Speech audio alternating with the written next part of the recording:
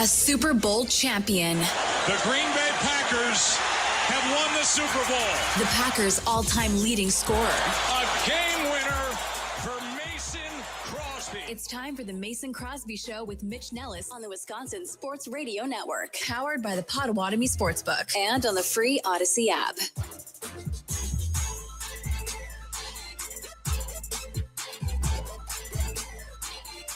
Good high noon and welcome in. This is the Mason Crosby Show. My name's Mitch Nellis. His name's Mason Crosby. We are here for the next 2 hours to entertain and antagonize Mason. How you doing, bud? I'm doing great. How are you? I got my new dad season hat on. So I'm going to this member guest at Oneida Country Club over the weekend, and so bought my partner and I 3 new dad season hats to rock through the weekend. So do you guys go matching outfits also, or is it hats, or do some people like match up completely? Yeah, how does that work? You know, I've done matching polos. I might get us at least one polo to rock over the weekend where we'll be full matchy. But I think I went with the hats this year. Just make sure at least we're rocking the same hat and it's a little more subtle. And he is, my buddy's becoming a grandfather this year and loves his kids. So dad season is kind of in full effect over there. Where are we in the early Potawatomi Sportsbook odds for the member guest event? Expectations are that we're going to win our flight. Okay. Our odds are probably pretty bad in the shootout because I've been awful the last couple of years. In the early parts. Maybe you're due. I am due.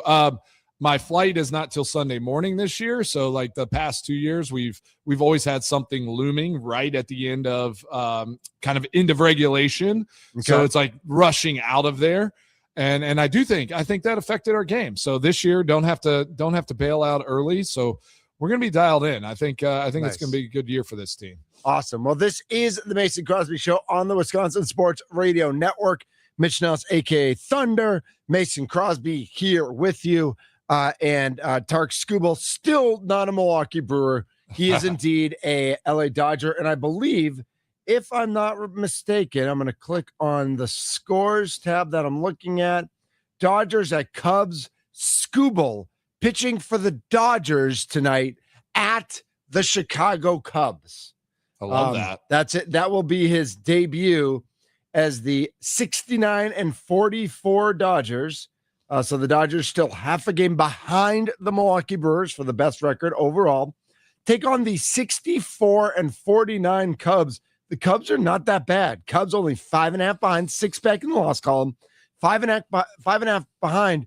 Mason, after the dealings of yesterday and the Cubs getting, a little bit of an injection, getting Clay Holmes, getting some other players. I know that was your guy too. Yeah, I like Clay Holmes a lot, though. Again, he's coming off injury, so nothing is set in stone about how good he will be. But with him coming in, I know they got David Peterson from the Mets a couple weeks ago. He's pitched pretty well for them. 5.5 games isn't season over. Like this division is still in play. Well, I saw the Cubs odds to win the division they got quite a bit better after yesterday. And yesterday, I think we saw that yesterday evening or this morning, they were 5-1. They're now down to 4-1. Yikes. Now the Brewers are still minus 700. So they're still the overwhelming favorite to win the NL Central. But the Cubs are the Cubs are always in the conversation. It's just a little more uncomfortable after yesterday, I feel like. Yeah, I'm just curious, like listeners, are you like fans? Are you do you feel like the Cubs improved the roster and the Brewers I don't think the Brewers did anything. They didn't make their roster worse. They didn't do anything to they didn't get worse. Downgrade. But do you think the status quo for this Brewers team is better than what the Brewers did to improve, or what the Cubs did to improve? Is this a Brewers team that we look at and we say, this team, as it's built, can go and win a World Series or at least compete to get to a World Series, show better than they did in the NLCS. Like, what is kind of now the ceiling for this Brewers team after the trade deadline's over? Ooh, that is a great question. 414-677-1250, the Nicolay Law Talk and Text line. What is the ceiling for this team? As we look at what the Cubs did, they got Kevin Gausman from Toronto, who was great last year as they got to the Game 7 of the World Series, has not been nearly as good this year. So I don't know if that one really moves the meter, but we could talk about that. Clay Holmes and old friend Tyrone Taylor, who was outfielder with the Brewers for a while. Tyrod Taylor plays not Tyrod, Tyrone. I'm just kidding. But you never know. Tyrod Taylor might play baseball. Tyrod Taylor could play baseball. I'm not here to judge what another man can do or can't for do. Sure. But Clay Holmes, if he's healthy, is really good. But again, if he's healthy, coming off the 60-day injured list, and then a couple of relievers. Left-handed pitcher Braxton Garrett from Miami, right-handed pitcher Ryan Zefferjohn. Ryan Zefferjohn just got the save against the Brewers, I think, on Sunday, the game the Angels beat the Brewers and Miz gave up the home run. I believe Zefferjohn got the save in that. I don't think he was the Angels' closer necessarily, but he was pitching in that role. So they definitely strengthen, the 4 new pitchers coming in, and they've had, as we know, they've had a ton of injuries. Yeah. They've been a mess a bit.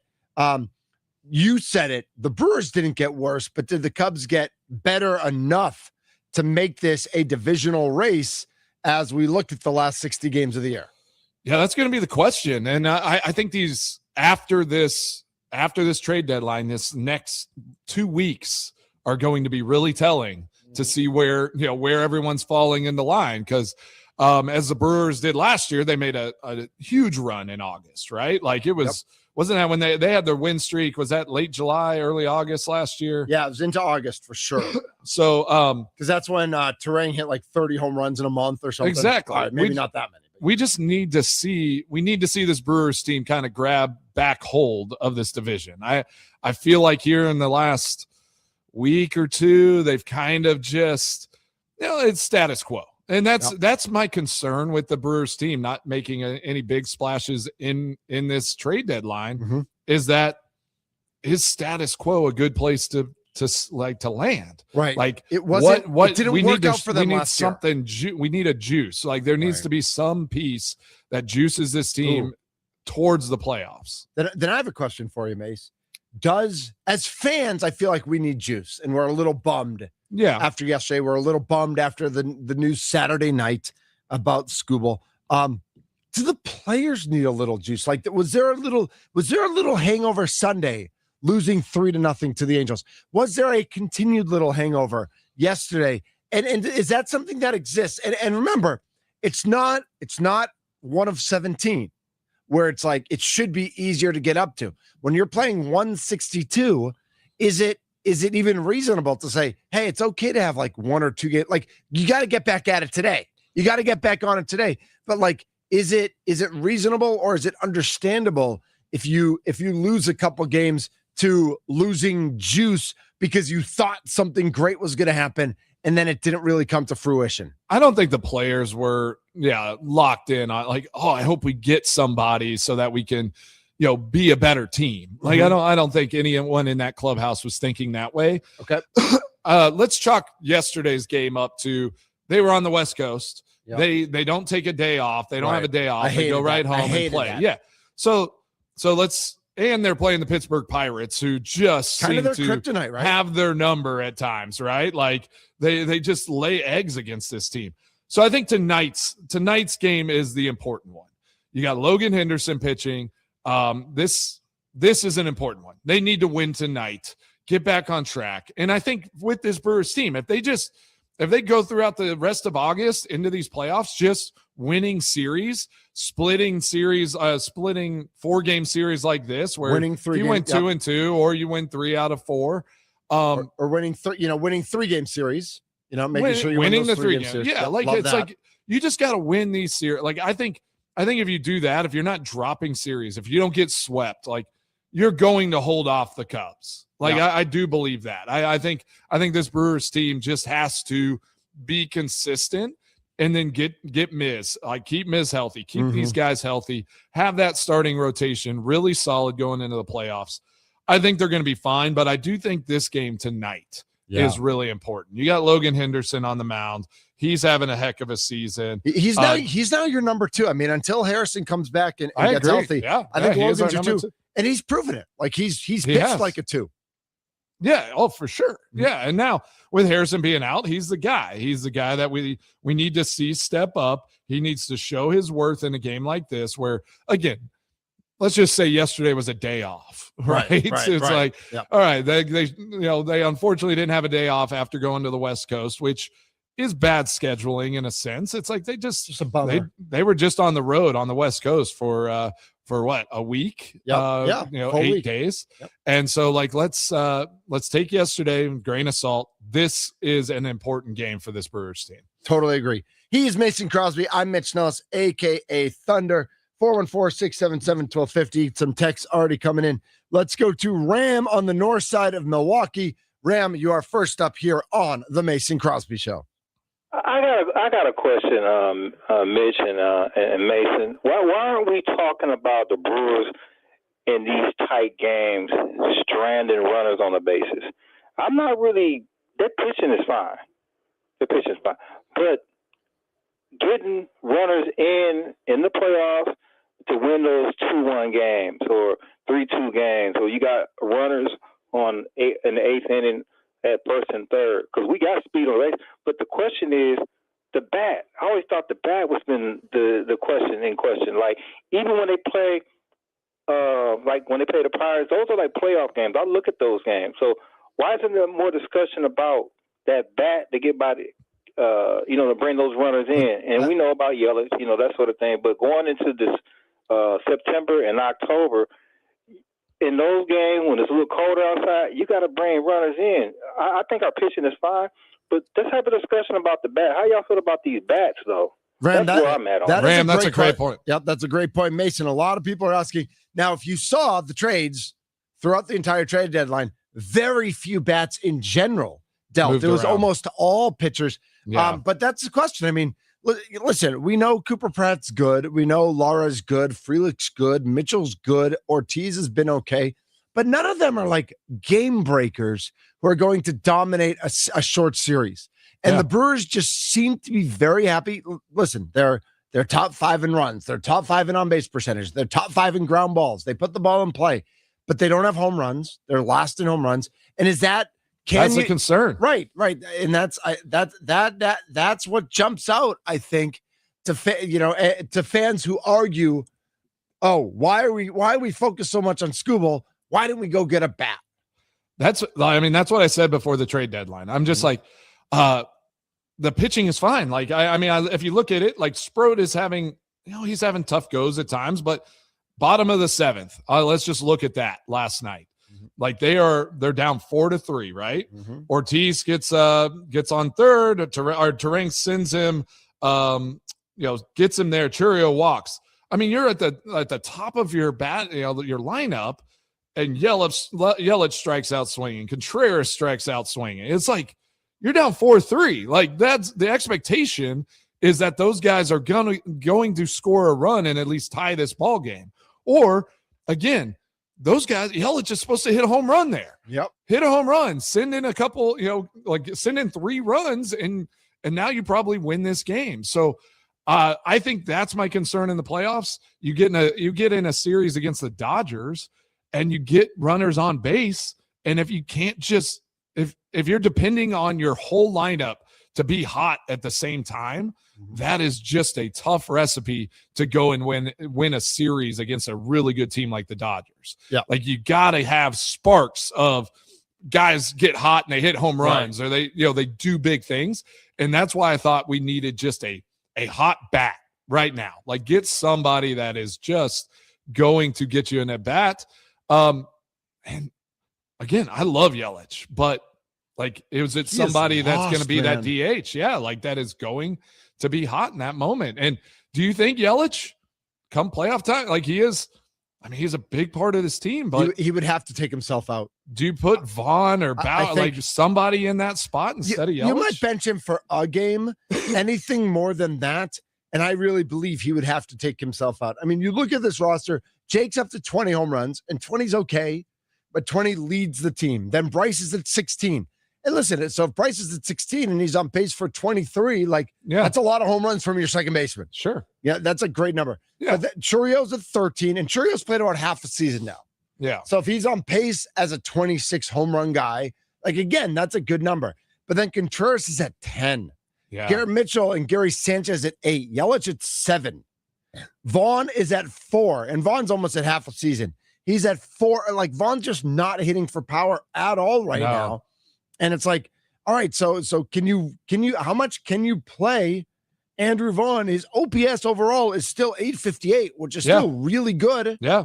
But he's just not he's hitting well. He's just not hitting home runs. Not hitting power. And it's you like to think that in the playoffs, if Jake got hurt or if Garrett Mitchell got hurt, or if Jackson Churio's postseason numbers are off the charts. Sure. He dominated the Mets 2 years ago in that series that we still don't want to talk about. He was great in the postseason last year, but it's they just don't have yes, they have guys who can come up and hit a home run, but they just don't have guys you expect to hit a home run. That put the fear into other teams. And frankly, this year, they're not hitting those home runs that they may have hit. From Vaughn, you expect 15 to 20 home runs. He's at 4. Yeah. That's not a great number. And I know he doesn't and then play Yelich every day, at 7. I mean, it's just well, and Yelich is, Yelich. You got to be 20, 20 plus. Right. Whenever you're the DH and you're not really doing anything in the field, I just feel like you're just missing some pop there from that guy. And again, I want Yelich to just go out and do ball, if he's healthy and he's feeling good. It's is something wrong right now? Is he not fully healthy, or is it just not there? Or father time, right? So Yelich, looking at his numbers, he hit 44 home runs in 2019. And then he got hurt the last month. He only played 130 games, and he was at 44 home runs. So he was going to hit 50 home runs that year, which is crazy. Right. In the COVID shortened season where he played 58 of 60 games, he had 12 home runs. So in a full season, again, 25, 30 home runs. Yeah. In 2021, he played 117 games and only hit 9 home runs and had nagging injuries. 2022, he played the whole season, 14 home runs. 2023, played the whole season, 19 home runs. 2024, played less than half the season, 11 home runs. So still on pace for 20 plus. Hits 29 home runs last year. Yeah. He's got 7 home runs through half the season this year. Yeah. I don't know. And so you look at he's been banged up. He's had knee injuries. He's had back injuries. He's 34 years old. Yeah. Which back in when everybody could take steroids, 34, you were just entering your prime. Right. But it's not that way anymore, especially with the back and knee injuries he's had. Again, as a player that played a long time and they were always quite I hate this conversation. I have to preface it, but there does come a time where it's you got to be realistic. You're paying someone a lot of money. You're doing at what point do you just say we're just not getting enough here? Right. And that's why as he earned, as the veteran, as the leader, I just he does more for this team than he does at bats, but yeah. But what would it mean if he met with Murph sometime this week? And let's say Murph gives him off Thursday. Thursday's a day game. Yeah. And he, he's getting days off, 1 or 2 days off a week anyway. So it wouldn't be a big deal to give him a day off. And what if he went into Murph and said, hey, you got to play. I need an extra day off a week. You got to give the other guys a chance. Vaughn isn't getting hot and he's not getting regular ABs. And I think Vaughn's got a little more pop than I do. What would it take for a guy like Christian Yelich, who has to have confidence in himself still? I'm sure he does. Sure. But he's hitting 234. His OPS is 696, under 700, not good. 37 RBI total, just not getting it done. They've moved him to, he was leadoff for a while, not getting it done down. Now they moved him to 3rd or 4th. I don't know if that's a precursor and you're going to fail at 3rd and 4th, but we need to put you there first for a couple weeks before we put you down to 7th. sixth, whatever that might be. Like, is there a way he goes into Murph and says, hey, give me, like, well, you got to decide. Like, and that's a great question to just put out there as well, is just like, at what point in your playing cycle do you decide, like, is it worth evaluating yourself, like looking at yourself and saying, like, I just might not have the juice, have what it takes at this moment. Right. Doesn't mean it can't come back even, but it's like at this moment. And if I'm not in that, like, if I'm not out there, does that give us a better chance to go win a championship? Like, those questions, those become hard questions. I remember, like, I mean, it's like, those are moments I think every player at some point, like, they go into that phase where it's like, all right, what do I do best to help this team win a championship? And is that the most important thing? Like, is this the moment to do that? So, like, I don't want him to be a glorified pinch hitter, Mace, but and some guys have the mental makeup to be a pinch hitter and some guys don't, right? Yeah. Some guys can sit on the bench for 6 or 7 innings and then come in and pinch hit. I don't know if he could switch his mindset to that, but if he could, he could be a great left-handed bat off the bench. Like, but again, start a couple times a week, like keep the swing going, but get Vaughn, get Bowers, get Lara. When Freeland comes back, make sure, like, the other guys are ready to play too. I don't know the best. I don't know the right solution. Thomas is in La Crosse. Thomas, you're up next on the Mason Crosby Show. Good afternoon, Mitch Thunder Nels and Mason we know Crosby. who we are. What do you got, Thomas? What's up? What a day yesterday in Major League Baseball. And while I respect the Brewers game after, some pitching depth, Screwball obviously was not going to happen. I would have loved to add a hitter. To your point, Yelich is in a declining period. I think we have seen his maturity and him at his peak. And I don't know how long the Brewers are going to give him, before going to the farm system and finding that next quote-unquote Yelich. But if I have anything to add to this whole MLB trade deadline analysis piece, I would have liked the Brewers to have found another hitter to add. But overall, what a trade deadline. And I'm curious to see what May and Joe Romero in relief can do and bolster this Brewers to a good play and deep playoff run. So, all right, Thomas, we'll see him soon enough. Yeah, we'll see them. I mean, I thought I was severely underwhelmed, and I think that's how we're going to feel. We've got some sound. We've got some Chris Rose from Talking Baseball. We've got Murph. We've got Matt Arnold. Because frankly, and it's interesting that they felt they had to respond to the Brewers not getting Scooble when the Brewers never get Scooble. Like, in past years, I mean, they went all in for CC Sabathia. They didn't necessarily go all in for Christian Yelich, but they kind of did. But they also knew they controlled Yelich for 3-4 more years. Yeah, exactly. Like the only rental they really got of that magnitude was Sabathia, and they needed to break that 26 years of not making the playoffs. Yeah, like they just had to do that. This is different, but at some point they do need to get to the World Series. It felt similar to that, though, right? It was like, this is that team. Like, can you go in and win a World Series? Or, again, are you just looking at the Dodgers and saying, like, I'm not sure. Like, I'm not sure you can get past them. We're going to wait to see what happens with this CBA, and then we'll reset from there, right? So, only time will tell with that as we get into the last part of the season. But yeah, let's go to break and then let's get some of that sound. I want to hear what they had to say yesterday. Absolutely. He is Mason Crosby. I'm Mitch Nelson, aka Thunder. Remember, baseball coverage on the Wisconsin Sports Radio Network is presented by Xfinity.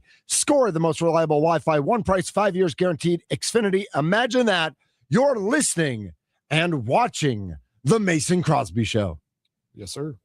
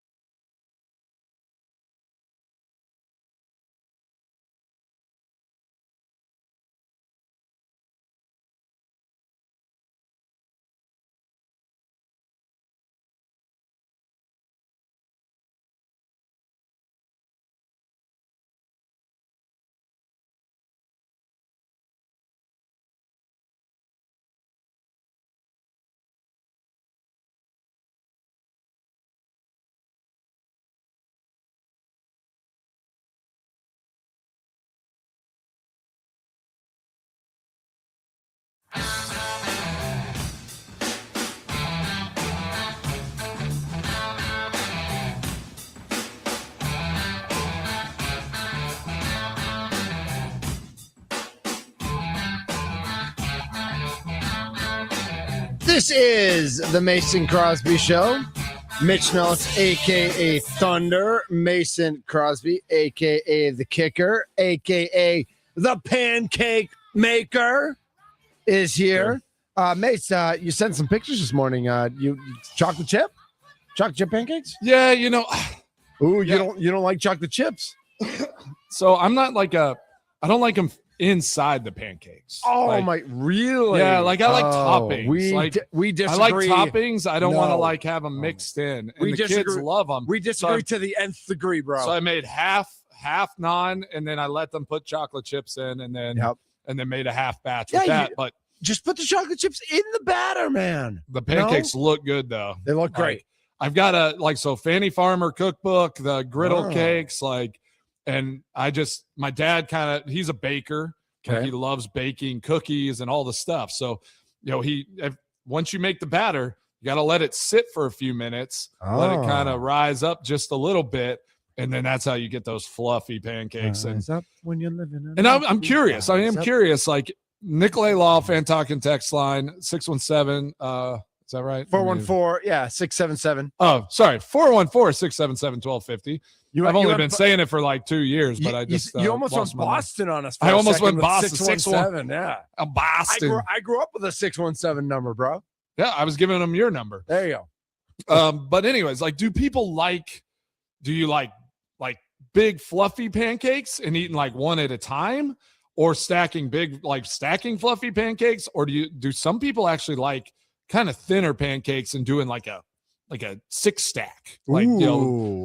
I'm always curious about that. Okay. Because I like fluffy. I like a nice fluffy pancake. It's soft in the middle, all that. But I know there are people out there that like tight, kind of thinner pancakes, and then just doing a big stack of them. So I'm just curious what the people are thinking today. 715 wants to know what would happen if Brewers got Skubal and then he blows his arm out 3 games in. Baseball's a funny sport. Brewers will be fine and will win the World Series. I mean, they'll be fine. I don't know if they'll win the World Series. That's a little. Yeah. All right. Well, we'll see what happens. Tommy and Stella says the ceiling is the same: a trophy, rings, and a parade down Wisco Ave. No one's ever called it Wisco Ave in the history of Wisconsin Ave. There it is. Okay, it is Wisco. Yeah, they'll change the name whenever. Yeah, with their jerseys. Yep. 414 says Brewers are, or let's see, is this Dawn in Upper Dallas, not West Dallas, but Upper Dallas. Brewers are up 10, our top 10, 7th or 8th last I looked in all Major League Baseball with runners in scoring position, batting average. Slumping a bit currently, but it's a long season. The team is very good. Enjoy the ride. Let's go Brewers. So I agree with that. It's a long season, but it's not a long playoff series. And that's the problem. You go into a slump, you don't have somebody to knock the ball out of the park. And that's the problem with the Brewers lineup. Yes, they're great hitters. We all agree. Sure. But when you're in a slump like you are right now, and it's against the best pitching on the planet, which the Dodgers have, and you don't have the guy who can make a mistake and turn it around and put it into the seats, that is the problem. Yeah, I mean, that's the biggest concern. And that's what happened with the Dodgers last year. It was great pitching, but it was just, if everyone doesn't get hot at the same time, you just don't have that guy that's going to send it out of the park. Right. That is right. Let's see. The moment Yelich says he needs another day off, you need to send him down. Well, you can't send Yelich down. That's not a thing. If he needs a day off, he's lost confidence in himself. Or what if he's trying to do what's best for the team? What if he sees that he's slumping? And yes, I believe that Christian Yelich has his confidence. I believe Christian Yelich wants to play every single day. My question was, does he get to a point where for the greater good, he decides that him playing every day doesn't make sense for the team? I don't think that's his job. Right. That's not his job to say, I'm going to sit this one out for the team. I do think that is a tough decision that the team might have to make. And it could be the end of an era, an end of a relationship, right? But he has 3 years left on his deal. So they're not going to do that. Yelich is going to have to find a way to just get this thing going by the end of August. Honestly, that's all we need. We just need him to find a way to get this thing going by the end of August, and then we'll all be fine. But can't have him have another playoff year like he did last year. Like it was just non-existent, right? And like the playoffs are where you expect guys like Yelich, you expect guys, your top guys, to have their best performances, just like Churio does. Churio is that guy. Yep. Like I think we are very confident that come playoff time, Churio is going to ball out. Yes. Yep. I think so. Let's see.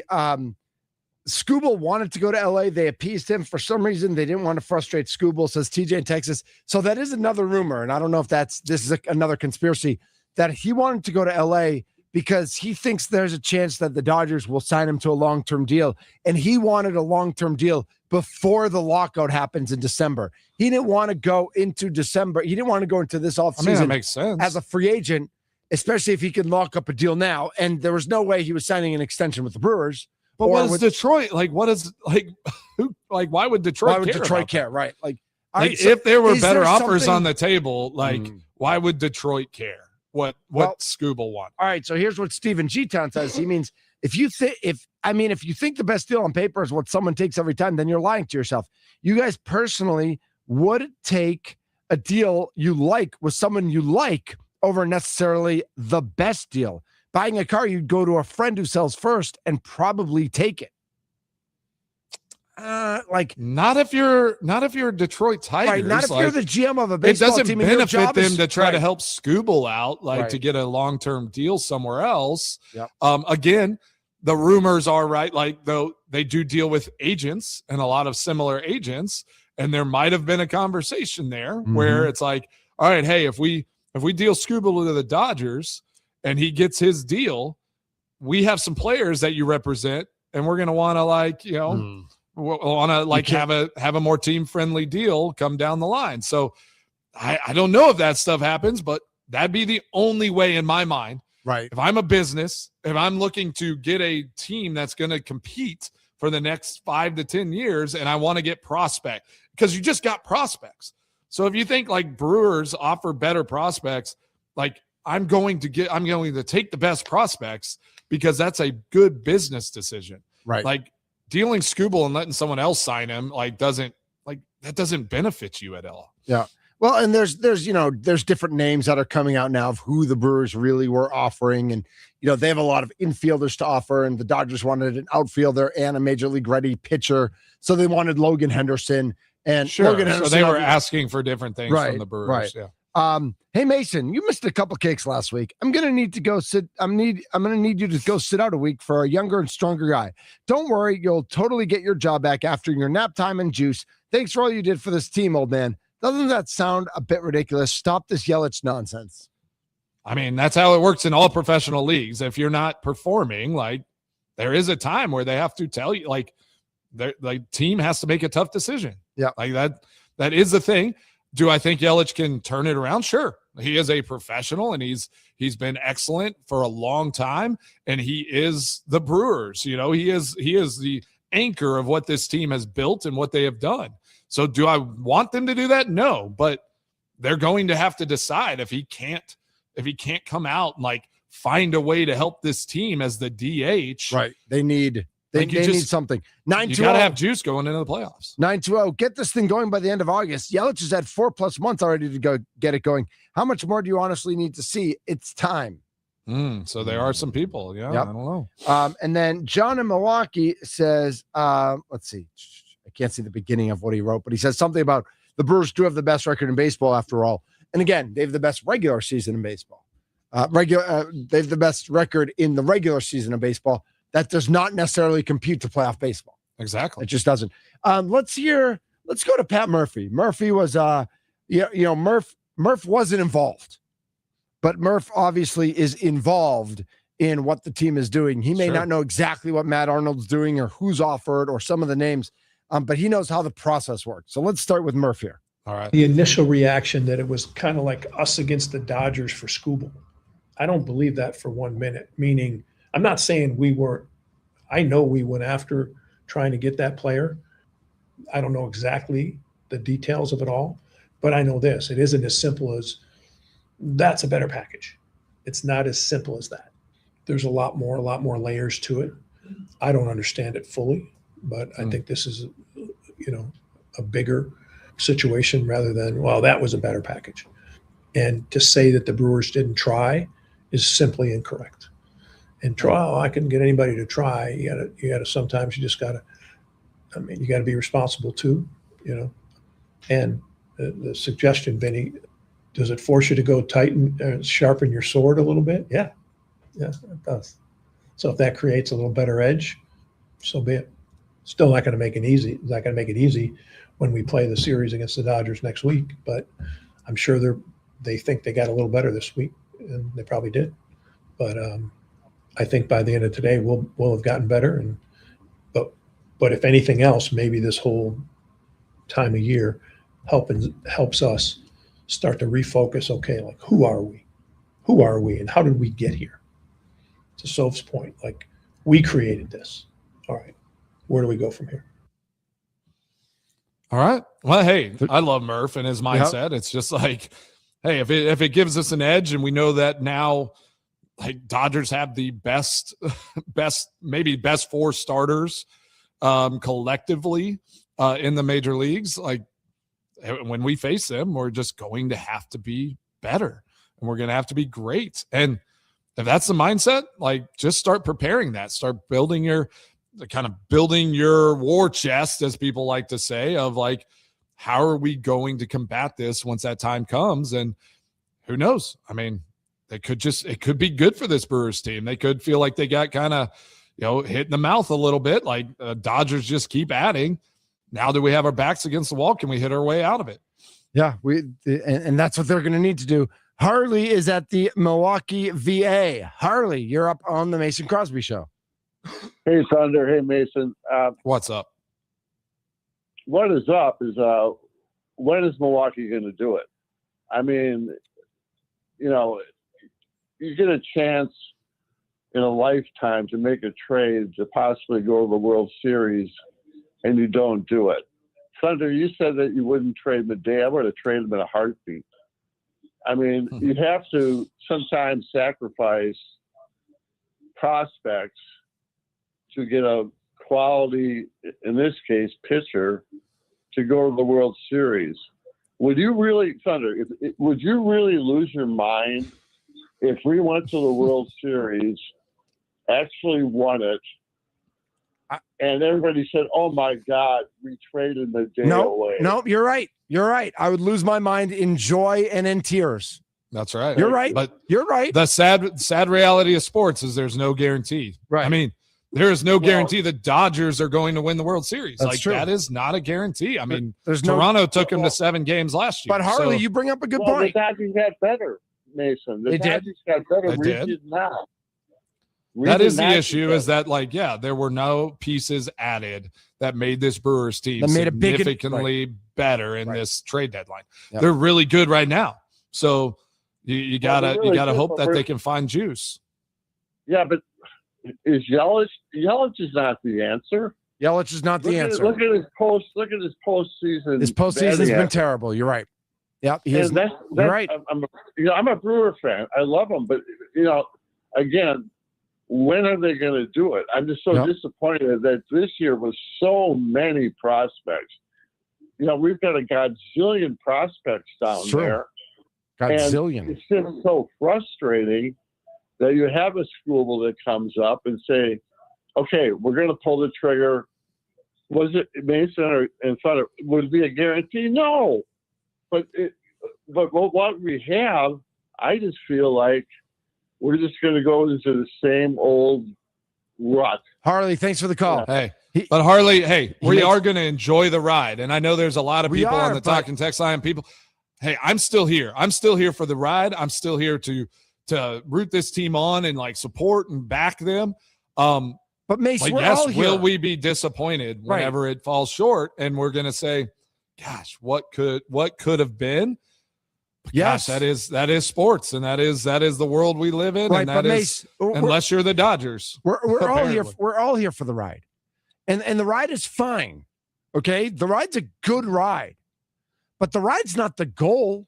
The ride's not the end result. And I'm telling you, they're in that building. They're not along for the ride. They sure look like they are sometimes. That's the problem. Players and all that. The players aren't. So, there were years in Green Bay where it's like, that was a good season. And it's like, you're mad if you don't go and win everything. And they should be. We should all be pretty frustrated whenever you have a team that can get it done all season long and then you fall short. That's the nature of the beast. We should all be frustrated and we should all be looking for ways to get better in the following year. And I will say, I think this trade deadline was a little bit one of those moments where it was just like, they didn't take that. They didn't take that step in this moment when they had an opportunity. This is a crack in Matt Arnold. This is a little bit of a crack. Depending on how they do this year, this is going to be a crack in his legacy. That it's been like executive of the year 2 years in a row, Murphy coach of the year, manager of the year 2 years in a row. But if you can't, they're done being judged in the regular season. We know how good they are in the regular season. Heck yeah. This is an organization that needs to be judged by what they do in the playoffs, and there is not the confidence of the fan base, or I would argue probably some of the players, if you ask them down deep, that this organization didn't do everything they could to get a win this year in the postseason. Yeah, I think this was that perfect chance to do it too. With the CBA coming up, just go all in. Paul Wagner, 1:00. Lots more to get to. This is the Mason Crosby Show. Yes, sir.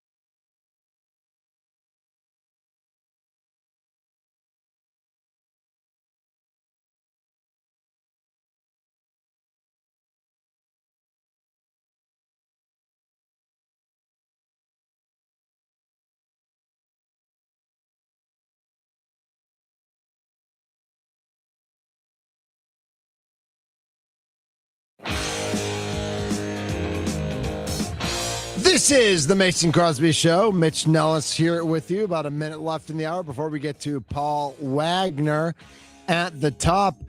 Mace, I don't know if you had a thought. I know you make the best pancakes. What if you're ordering? Are you ordering pancakes? Are you getting a big waffle? Are you getting French toast? What are you doing? I do think French toast I think it's top of my list. I do love French toast. I Whipped love that cream, powdered sugar. Yeah. Powdered sugar, a little syrup, a little butter. Yeah, I mean that's the splurge. That's a big one. Yep. French toast done right is just chef's kiss. I do love like an awesome waffle maker. I'd probably honestly go French toast, waffle, then pancakes. Do you guys have a waffle maker?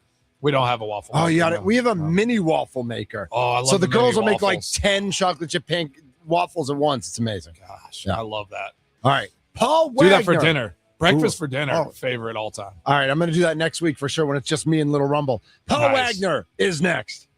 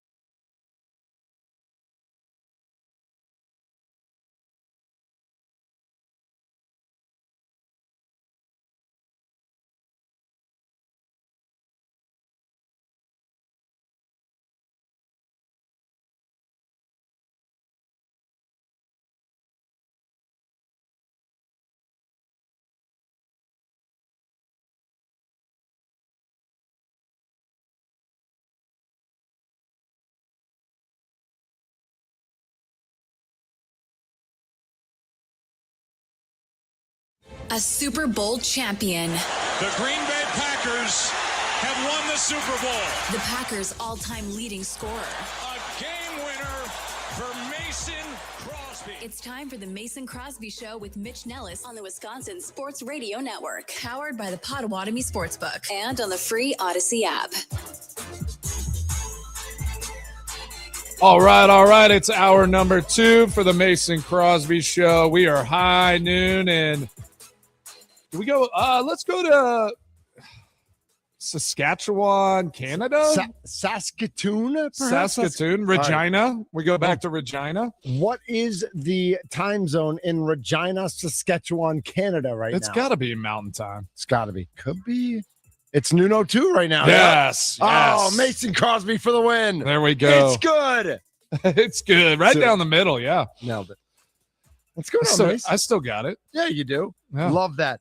Hey, everybody, I just want everybody to remember that the Wisconsin State Fair starts on Thursday, and our friends from By the Yard are giving away a $2,000 in-store credit towards your purchase of 4 custom Adirondack chairs and 2 side tables. Mace, you got any Adirondacks? We do. No, actually, we got rid of those. Yeah, we got some rocking chairs on the front. Yeah, but not rocking chair. That is Tennessee. I know. They're so nice. I love a good rocking chair. To register to win, simply stop by the Wisconsin Sports Radio Network booth right outside of the Wisconsin State Fair Expo Center. I'll be there noon to 2. Sparky will be there 2 to 5 every day, weekday. And then on weekends, we'll be there for some leadoff shows and for some post-game shows. Nice. Scan the QR code that's there, plus free fans while supplies last. We had those handheld, like, ooh, I like those. Yep, because do they have misters? We don't have misters, but I'll bet somewhere on the fairgrounds we could probably find a mister for you at Mace. Have you ever done the one, like, we got all the kids, I think they were going to a camp, and they're like the neck ones, and they just they have 2 fans on each side. Those are nice. Those are nice. We have, I realized that I was going through some of Little Rumble softball stuff, and she left her mister here. She didn't take it to summer camp. Okay. So I said to Mrs. Thunder, I was like, did she oh, no. She got it. Like, that one didn't work anymore. Got a new one. It only misted. It didn't fan. So like so that's it's the one just spitting on you. It's just like someone just like it's spitting like on you. It's still like a mist, but it's not like it's you have to have the fan so the fan's not blocking it and all that. For sure. All right. Joining us now, a man who knows a lot about misting and fans. I don't know if he does or not. Fanning. Yeah, fanning. He is our very good friend, Paul Wagner. Wags, how you doing, sir? Yeah. I know a lot of fans from visiting towns that say, Wagner, you suck. It happens. I was just thinking all the batters that, were just fanning at your pitches. I mean, they're just like just throwing those bats at them and couldn't hit anything. Yeah, I like that. I like that way better too. Nice. All right, Paul. On the heels of the trade deadline, everything going on. How you feeling today? How you feeling? You still feeling really good about this team and their prospect of going and winning this World Series? Well, yeah, I'm still high on the team, obviously, but I wish they would have done something more. I mean, I really do. I don't think anybody's going to tell you that they wish I can't believe somebody would say they are happy with all the hype that led up to the trade deadline. I can't believe somebody would say they are very satisfied with who they've acquired. And don't get me wrong, I think Dustin May will do something. I think Jojo Romero, when he's back healthy, gets off the IL, his 1 inning from the left side, he's a stud. I get it. Zenzatella, he was a starter. Now he's a longer man. That's how the Brewer pitching staff works. That's how Pat Murphy and the organization run it. We need middlemen. That 5th, 6th, and 7th inning are very important.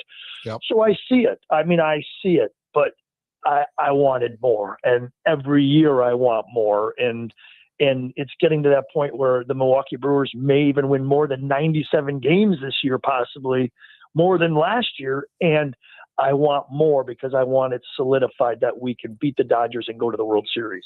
Yeah, I mean, okay, let's look at it from just an on paper realistic point of view. You got Miz when Kyle Harrison's back, Logan Henderson, your top 3 guys, right? Like, is that kind of who you see, the top 3 starting guys? So who's going to be that 4th guy in the playoffs? And then, you just add some of these relievers. Like, if you think that if you think Miz, Harrison, Logan Henderson are kind of world beaters and guys that can get you wins in those games, like, did they just not feel like they needed to go and like just throw the kitchen sink, at Detroit to try to get Scooble?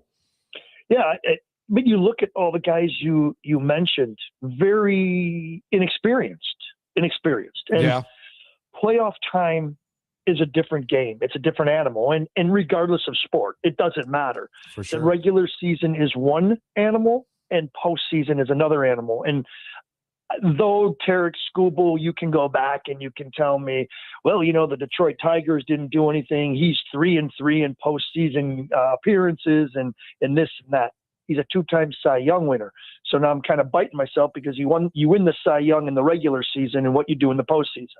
I played with one of the greatest players of all time. I believe he is the greatest player. I think Barry Bonds is, but Barry Bonds was not a postseason player.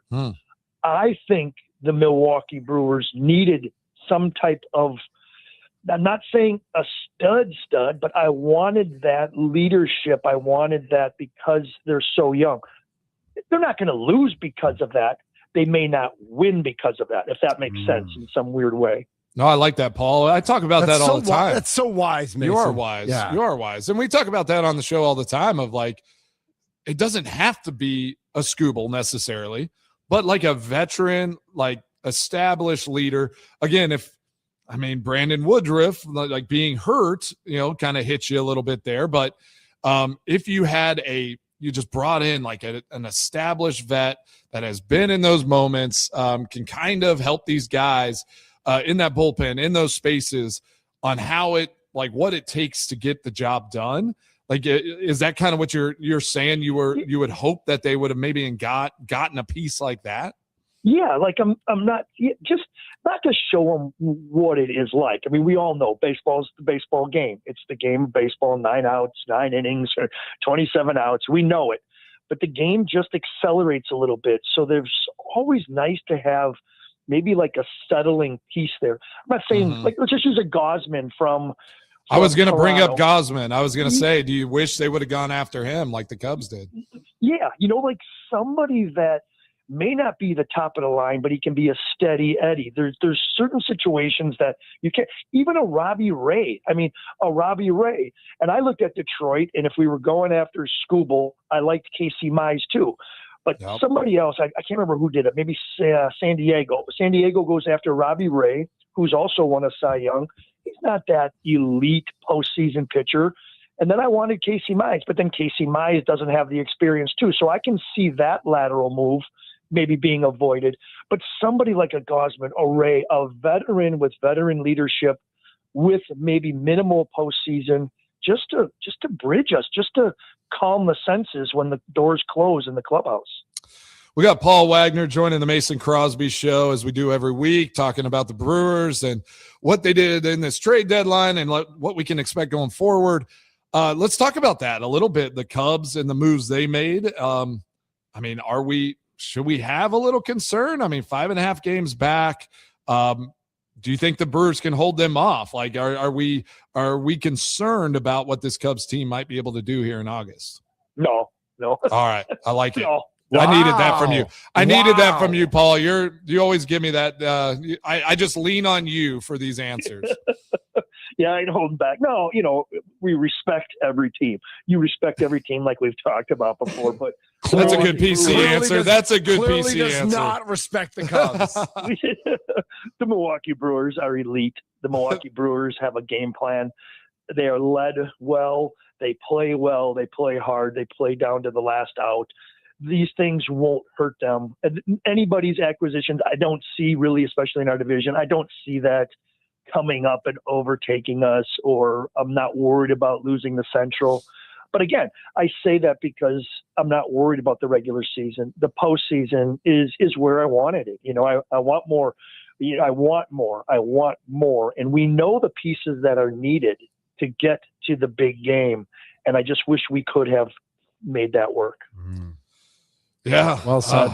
Yeah, man. I'm looking at I'm looking at Dodgers Cubs tonight, and Scooble's going to be on the mound for the Dodgers. Like, Let's go. I mean, we want Scooble to just go earthquake, go crazy against them, right? Yes.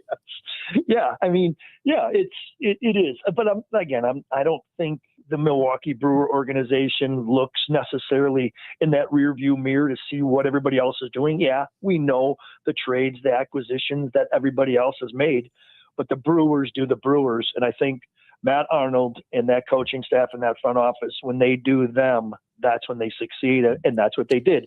They did them. They did the Brewers. I know we've talked about it a lot on our show, but I don't know if Mitch has talked to you about this. But we talked about Joey Ortiz. Obviously Hamilton's back. You got Cooper Pratt, and they got kind of this 3-guy rotation there, short and third base. Ortiz had a great night last night, it looked like, and he played both positions. His numbers at third base as a batter are absolutely, like, what are they? I mean, they're almost double what he's doing at shortstop. Significantly better. Do you think Ortiz has earned his way back into as starting, like a good starting spot there in this lineup? I mean, we look at that. He's serviceable. I wouldn't even be surprised if the Brewers reached out. I don't know who their targets would have been, but I think they were looking for a bat as well, a corner, maybe not the first base corner, but they're definitely looking for a third baseman. Can Joey do that? Maybe. We're going to find that out as we conclude this season. I think they would have. Don't forget, just because the trade deadline passed, there's a lot of guys that go through waivers. We've seen it before. Yeah. There's a lot of like higher contracts, and the Milwaukee Brewers obviously don't take on high contracts. Guys that go through waivers are generally high contracted guy for multiple years, but you never know. With the 27th season being up in the air, maybe a team just throws somebody through. Maybe they're not looking for a top 50 prospect from the Brewers, but maybe they really have their eyes on, maybe 51 to 100. A lot of the organizations that the Brewers talk to about prime pieces, they also have minor pieces too that can be done. I'm not sure exactly when the date is due. There is a due date before you can be active on the playoff roster, and I believe it's, let's just say, make up a number, August 25th. You have to be in that organization at that time or whatever that date is. So there can be still minor moves. Can Joey Ortiz do it for now? Yes. Can he get better and prove his worth at that position? Yes. Is he playing better? Yes. And maybe that's why they didn't want to disrupt necessarily the big league clubhouse. Taking guys off the major league team is very, very risky. It's very risky. We saw that. We saw that with Hader. Yep. Yes, we did. So I always say, oh, well, that guy, he's Joey Ortiz is hitting $167 or $197 at shortstop. Let's move him. You know what? Sometimes the chemistry in a clubhouse results in 97 wins, and that's how 97 wins came about last year. Man, I love that. Gosh, you're so wise today, Paul. All right, I'm going to throw another wise test to you, but first I want to play some sound. Brendan Sproat pitched last night and pitched 3 innings and gave up a big hit with the bases loaded. And took responsibility for it after the game. And I just wanted to get, as a major league pitcher, I kind of wanted to get your reaction to how he reacted after his outing last night. Just another bad day. Another bad day, letting guys down again. It's one of those. You kind of go, rewatch, take away the good, learn from the bad, just keep going forward. I mean, shout out to Stallings for coming in and picking me up and doing his job, the job that I didn't do. Shout out to the offense, for making a push there at the end. Obviously, came up short. And I took a lot of blame for that one. So, I mean, that's a lot. He sounds sad. He's definitely putting it on himself. What's your reaction when you hear a young pitcher take that much upon himself? I didn't hear that until you just played that clip. And the part that kind of hits me, he sounds down, depressed, and He says in the very beginning, I think you got the exact words. He said, "I let them down again." That's the part that you don't want. I think as soon as Chris Hook or Pat Murphy hear that quote of him saying, "I let the team down again," they're going to call him in the office and say, "Hey, we are a team. We play together. You didn't let the team down. You didn't let the team down again." If I believed as a manager, if I believed you weren't trying and you didn't care, it'd be a different story. But I know that you care and that you want to win and you want to help the 25 other guys in this clubhouse. So you got to forget about that. You got to spark it up, because saying that you let them down again, that's getting too deep. You got to forget that. You got to turn the page and you come back. This is a team that plays together. And I'm assuming everybody in that clubhouse is going to pick him up again too, but they got to grab him quick. Yeah, no, I agree. Like, yes, there's no one player ever lets a team down. And that's why these sports are great, right? Unless you're playing golf or tennis or whatever, and you're out there by yourself, like, It is all about doing it collectively and how all that fits together. So, yeah, I definitely think that mentality. Yeah, they need to wrap their arms around him. There's someone that's got to put their arm around his shoulder and be like, "Hey, man, like we're sinking into a spot," because listening to him talk, he's pretty down, and he's had some, his last four starts have not been stellar. So somebody's got to kind of right that ship and help him through that process, because he's got the arm talent, he's got talent, but it's that mentality can really weigh on you through the course of a season. 100%, and they will. I'm not trying to say it, but yeah, you're right, Mitch. He did. He sounded down and depressed, and they got to pick him up. I don't know where that interview was taking place. You know what? You don't turn the music on when you lose a game. The clubhouse is kind of somber. Everybody just, sits and dwells on what happened for about 15 minutes after the game, and then you turn it off. Did they come up to him after the media was released? I think media can't come into the clubhouse till 10 or 15 minutes after game or last pitch or something like that. So, where was he? Was he trying to be quiet? Was he in the corner? What was the situation? I didn't see the interview. I just listened to it right now, but he sounded down and down and out. And that's where Chris Hook is going to be the pitching coach that he is. Pitching coaches don't necessarily just teach you how to throw a fastball and a slider. They don't just teach you how to pick runners off or how to hold runners on. They don't teach you strategy and metrics all the time. Sometimes pitching coaches also talk to you mentally, and they get your state of mind, because the physical tools are there. The state of mind has to be there. Yeah, you're there because of your physical ability, and then all those the mental part has to sometimes be trained and taught as well. So, gosh, Paul, this is like Wisdom Tuesday. I feel like we are just we're diving into your brain, and you're just giving us so much wisdom. I do want to ask this question of you, and we hit on it earlier in the show, and somebody I think called in and was like, the thing that concerns me is that not necessarily the pitching. I think there's a good stable of pitchers on this roster. It's leaving base runners on late in games, like a 4-3 game last night. We referenced the bottom of the seventh, where our seemingly two kind of veteran batters struck out swinging at the end of that inning. Turang and Contreras, right? Yeah. Yep. It was Yelich, I think. And yeah. Contreras, Okay. Yeah. Yep. Turang hit a sac fly, advanced runners. That's right. So do you think that's something to be concerned about, or is it just kind of one of those? Again, let me preface this too. We're watching a Brewers team the last 2 years, especially, that are going to win 95 plus games. This is unheard of, and we have it really good. But there are some things where it's okay, are these things we should watch out for that could be problematic if you face a Dodgers team, a really good team in the playoffs? Well, I mean, it's concerning because you're late. Guys are tired. They've played, a bunch of season already, and advanced scouting is out there. If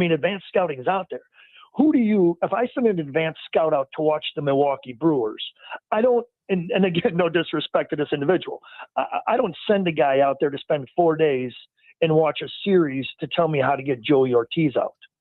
I send him I send him out there to tell me how to get William Contreras out. Yeah. I send him out there, and if you need somebody else to come with you, you both go out there. I want to know how to get Bryce Terang out. Those little the chink in the armor, right? Where it's like, all right, I'm watching all these little things, and who do we need to pitch against this guy? And like all those little moves. I love that. Correct. What is he doing with guys in scoring position? What is he doing? How do we attack him? A lot of guys put up solo home runs, but can't hit the ball over the fence when there's guys on base. They tighten up. There's all these little intricacies that you find. So the scouts that are watching the Brewers right now, the advanced scouting, even for the Pittsburgh Pirates that's coming in, the Pirates made some good trades. They're battling for that wild card spot too. Sure. These guys come in and they're learning how to beat the Milwaukee Brewers. The Milwaukee Brewers are the best team in baseball the last 2 years. So what do? We send our guys out there. We're going to learn how to beat him. What is he chasing? Where is he being aggressive? What's his first pitch swing tendencies? Where does he tighten up? What is he swinging? What's his whiff pitch?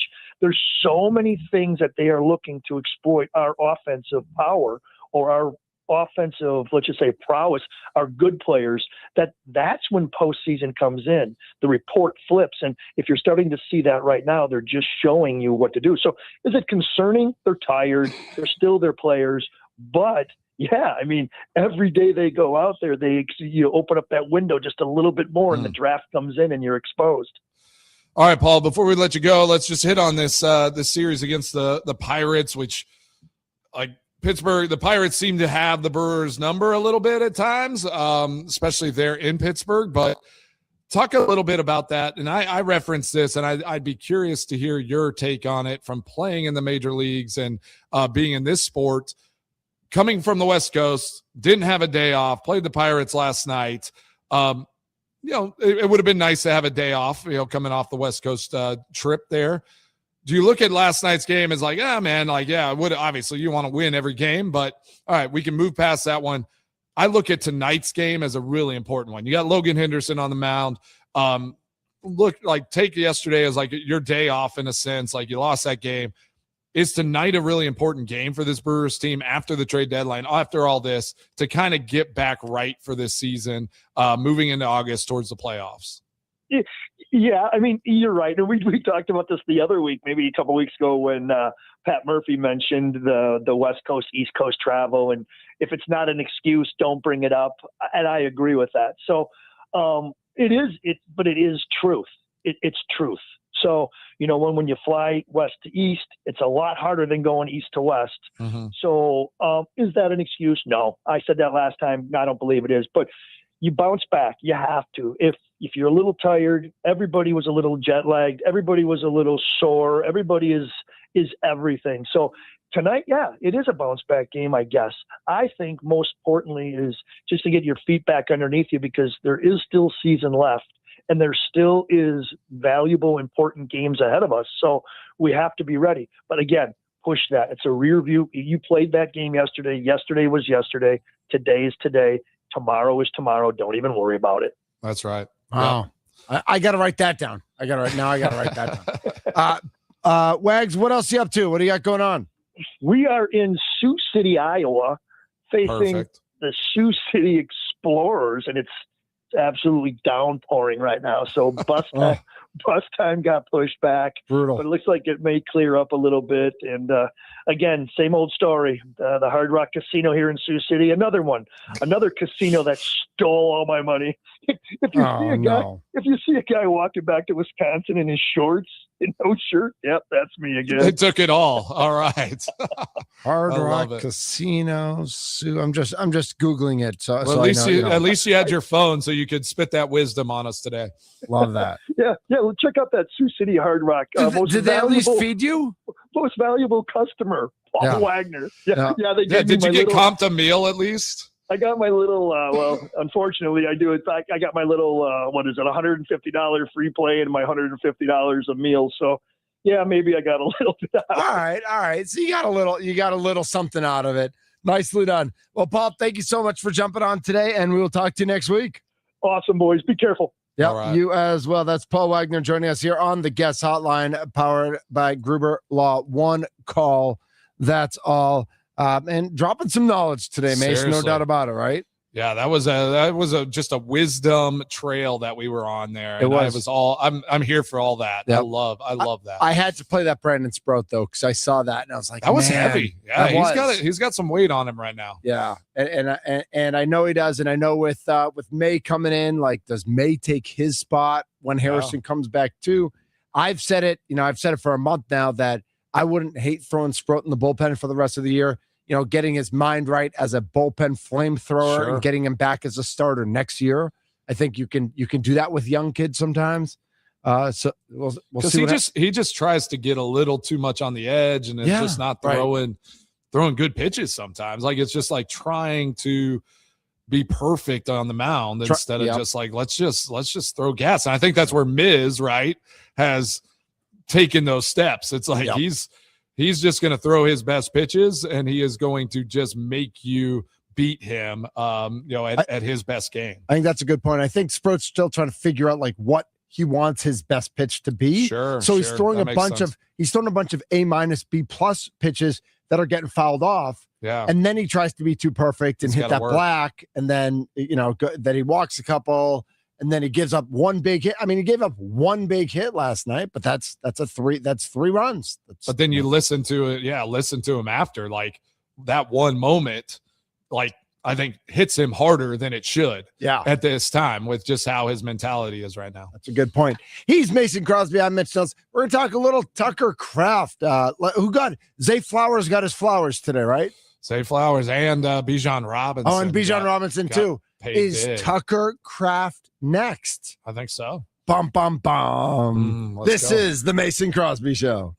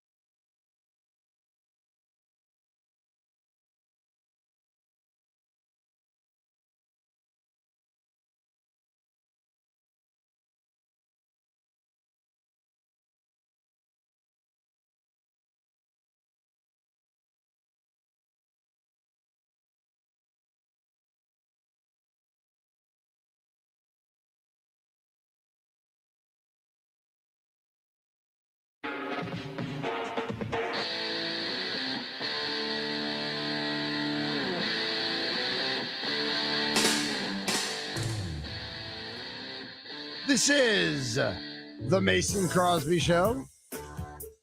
Here we go. Mitch Nellis, Mason Crosby with you. What's up, Mace? Do you like that sports minute there? Was it sports 29 seconds? I know you love that. Just call it the sports update, right? It's just sports update. Sports update. Yep. For those of you listening around the Wisconsin Sports Radio Network who have no idea what we're talking about, you're better off. It's okay that way. Thanks again to Paul Wagner for jumping on. Mason, I created a little parlay for the people already because I wanted to jump ahead of things. Okay. I got the Brewers to win. I got Logan Henderson with higher than 5.5 strikeouts, so I need 6 Ks from him.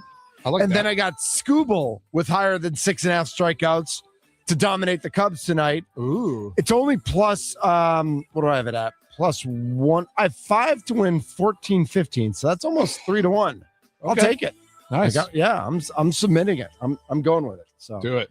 5 to win 14. So I'll take my 14. I'm good with that.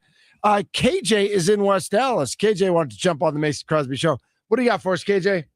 Good afternoon, guys. Thanks for taking the call. You bet. I really feel like, guys, that the Brewers have a Christian Yelich problem. And I'm not quite sure. Yeah, I know that's hot take, right? No, but it's it's real. How they're going to remedy the situation at this point. They're paying him, I don't know, $26 million. That's a lot of money. They're going to have to play him probably. I'm not sure he's going to want to go down to 7 in the lineup. I'm not sure he's going to walk in to Murphy's office and ask for that. He's known to be one of the leaders in the clubhouse. And if you are one of the leaders, you've got to recognize that you're struggling. I don't know if it's his previous injuries that are popping up or what it is, but him batting first or batting fourth is not working. He's got 90 strikeouts right now and 295 at-bats, guys. And more importantly than that, he has always struggled in the playoffs. So if they're counting on Christian Yelich to come through in the playoffs, it might be a long series and a long playoffs for them. I mean, he's hitting .219. He's had 1 extra base hit, and that was in Game 7 of the last playoffs. He's got 3 RBI in 27 games, which is a pretty large sample size, I would say. So I don't know how they're going to fix it, but if he's the leader and he's going to lead by example, something's got to be done. I mean, he's striking out against, it doesn't matter whether it's a young pitcher, a veteran pitcher. He gets up there and he's always seems to be up there with guys on base and, at the end of games. Situation. Yep. Yeah. KJ, thanks for the call. I mean, listen, KJ brings up a legitimate concern, not just in the regular season, but certainly in the postseason. Christian Yelich has not been who the Brewers have needed him to be. And that's a tough conversation. I mean, that's like in the terms of an impact player for a team. I mean, it's going, I don't know. I guess is it like Jordan Love or is it like, it's probably not that, like a little older. I mean, right. It's like more vet on the veteran side. You're going to a veteran on your team and he's not going to say like, yeah, he's not going to sit down. Yeah.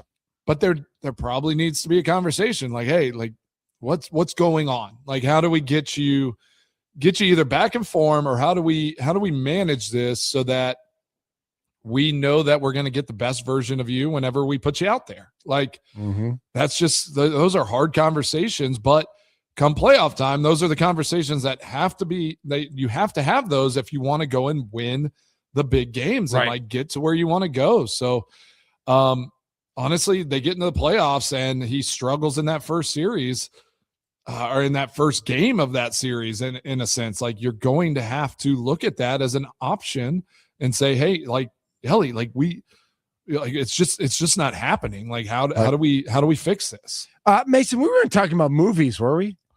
We weren't, but yeah, we got some movie talk coming. Yeah. On. So on the 262 on the Nick Laylaw talking text line, I'm going to see the Odyssey tonight with my wife and super pumped. Yeah. I don't know her. I saw it. I enjoyed it. Oh, you saw it? Okay, Yeah, I haven't seen it yet. I enjoyed it. I'm not a huge Epic guy. Oh, really? Okay. But I enjoyed it. I'm not anti-Epic. I'm just like, I'm more into Marvel. I'm probably more into rom-coms. Okay. But Epics are cool. Like, it was cool. Yeah. And Matt Damon's, I'm from Boston. Long, He's from right? Boston. It's 3+ hours. Yeah, it's a long one. And then Tommy from Bayview, who's joining us right now, he wrote on the YouTube channel, "Gentlemen, you definitely have to go see the new Spider-Man." Tommy, how you doing? I am doing great. And in this world of just atrociousness, the new Spider-Man movie was very good. Okay, nice. What? I'm still catching up on some of the other ones. I love Avenger movies, all the Iron Mans, all the like spinoffs. I have not gotten into the new Spider-Mans as deep, but the kids love them. They're all into them. But yeah, it's fantastic. Okay. One thing I wanted to bring up, and this is an alarming thing. I don't know how we have all the wins we have, because it's all smoke and mirrors, man. If you look at the power numbers, Vaughn's only got 4 home runs. We're one of only 4 teams to not hit a grand slam. I mean, it's not smoke and mirrors. It's 27 outs. We play 27 outs better. Yeah. The Brewers play 27 outs better than anyone else. But you're right. The power is a concern. No doubt about that. There's a lot. The hitting it is suspect, man. And I'm not, listen, we are what we are and we got what we got. And I pray we win and keep winning. But it looks hard, man. Yeah, you're not wrong. They have to work for it. Yeah, I mean, but I think they lead the league in doubles, and it's just they're just going to get guys on base and stress you out the whole time. But again, we saw it last year, and that is ultimately my concern is whenever you're in a big game like you were in the NLCS, when you're playing a great team like the Dodgers, and you depend on just grinding out wins with everybody hitting at a high level, it becomes really tough when you face pitchers like the Dodgers have, and you face a team like the Dodgers in those big games like that. Yep. Thanks for the call, Tommy. Paul's in Muskego. Paul, you're next up on the Mason Crosby Show. Hey, good afternoon, guys. How you doing? We're doing great. What's up? Good. Thanks for having me on here. I think the last caller touched on something, certainly with Yelich. I think it's age-related a little bit.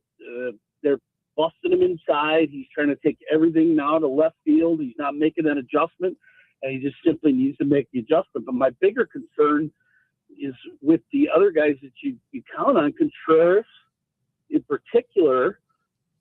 He's just not giving us any quality at bats. He's not fighting at the plate. How many at bats is that guy going to give up? I mean, he does give up. He does love swinging at that first pitch. Yeah, he loves going after it. There's just no fight right now. You look at Contreras, Terang, Churio, even they're at bats. There's some bad at bats. You're absolutely right. Like I was watching last night, and they're just like they're waving more than locking in. They're just waving at the ball. It looks like. Yeah, they're not fighting at the plate at all, and it's setting the tone. What last night, Joey O comes up in the 9th, right? Never in my wildest dreams would I have thought I want to see Joey O at the plate rather than Bryce Terang, right? But boy, is he fighting at the plate. Holy cow. He sure is. Yep. Paul, thanks for the call. Yeah, you make a great point. I mean, it's and listen, you could say it's August 4th and they're in the doldrums, Mace, and they are a little bit. They're fighting it. And I'll say, one thing I'll always hang my hat on is, as much as I care, if bad at bats in August equal good at bats in October, exactly. Take it all day. Yeah, I mean, if this feels like a different rhythm than last season, right? Like, kind of start out hot, had like a little like moment in June. Cubs went on a little streak, and then just kind of steadied the ship. And some young guys, some guys came into the roster, Pratt and all that. They figured some things out in July. If early August is a little bit of a low period and then this team finds it and climbs, like I think this is that dip that they had like in maybe mid-June or, early there in June. And that just might be the rhythm of this team right now. And then maybe that's learning too. Maybe they're just like, hey, we're not going to strain and stress at bat all the time. If we can get a hit, great. If not, we're going to move on and some of these guys, hopefully here in the next couple of weeks, all of a sudden we see that grit and that grind kind of come back, and they're like, all right, we're pushing for this postseason. It's kind of what happens in an NFL season at times. I talk about those 4 quarters. Like, it's hard in that November timeframe. That third quarter can be some of the hardest, but you want to be your best whenever December hits and that fourth quarter comes along. And that's what we need to look for this Brewers team. So just take a breath, relax. Our boy Aaron, he said it all the time. He's playing, it sounds like, in the preseason game against the Packers. So did you see it? Did you see him yesterday, man? What a clown! Man, he's just throwing shit. He's everywhere. He's living his best life. I'm not sure it's everybody else's best life, but it's his best life. Hey, I don't mind. He goes on ESPN and just throws shade at everybody. Like, it's a wild time right now, and he's just a wild man. So he has leaned into that persona. Well, let's go football real quick before we take the break before my extra points. Yep. Tucker Kraft. We saw those contracts. We saw Bijan Robinson. You seeing Zay Flowers, yep. Which that was a huge deal. What is that number? The rumor mill was that the Packers had maybe sniffed and offered around highest paid tight end, right? Yep. Like, we saw some of those rumors going out there. What do you think that number is? Do they need to up him and make him the highest paid by $3 million a year? So is it 22? I mean, Kittle's million? 19.1, McBride's 19. But you see, like, Baker Mayfield scoff at, it's like 50 a year, but it was structure. So it could be as simple as the structure of the deal doesn't feel right for where he is coming off injury, all these things. Because he probably has that mindset. He's like, I am coming off injury. The Packers are like, you're coming off injury, so we're offering you this. Right. And he's like, I'm coming off injury, so I'd like a little more protection. So, like, they're in this probably limbo period. But don't you get paid a little less when you're coming off injury? The team is going to try to guard against that, yeah. Right. But the player is going to sit aside. So we're going to see this. I hope they get the deal done before the start of the season. I think that would just make everybody feel a little bit better rolling into this season that Tucker Kraft's under contract. Yeah, so. I think that's listen, I'm comfortable at 20, but I wouldn't go over 20. I mean, if the high is 19, just go to 20. Like, you don't have to go to 22 or 23. Just go to 20.